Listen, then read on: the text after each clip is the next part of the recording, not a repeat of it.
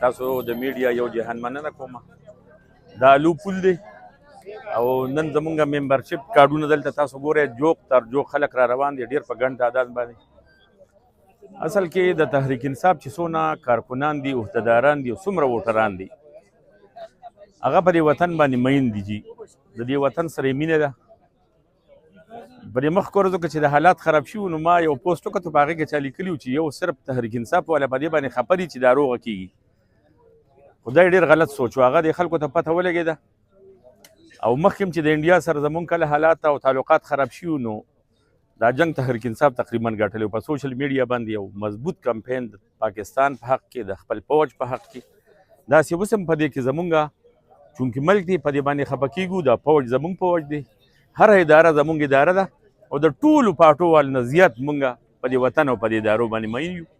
لهذا که د روغې خبره نه راشي دعا ګویو چې الله پاک د ایران او دا کومه مسله چې روانه ده دا د الله پاک په خیر خدمت سره وکړي او د پاکستان په لاس کې وکړي. دا زمونږ عزت دی جي.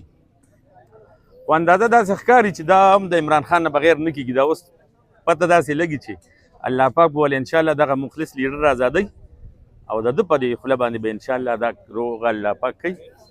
باقي په 19 تاریخ باندې زموږ جلسه ده د ملګري ټول خبر شو. وزیر اعلی صاحب به راځي، د عمران خان حکم دی او دغه جلسه کې به مونږ انشاءالله بھرپور شرکت کوو او د تحریک انصاف تقریبا ټیم چې دی 3-4 بجې دی په مردان کې. ابا باقي د ایم پی ایس په ځای کې 4 بجې میټینګ دی، ټیم به ایم پی ایس وښیي. زمونږ تحریک انصاف کارکنان هر قسم قربانۍ ته د دې خپل لیډر دپاره او د دې خپل وطن دپاره تیار دي او مونږ به انشاءالله چېرته هم قانون په لاس کې نه الو او زمونږ به هغه کار کوو چې هغه د آیین مطابق یې کښې انشاءالله.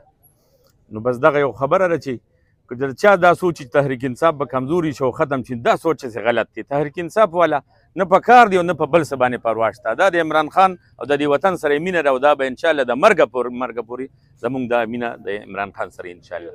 مننه.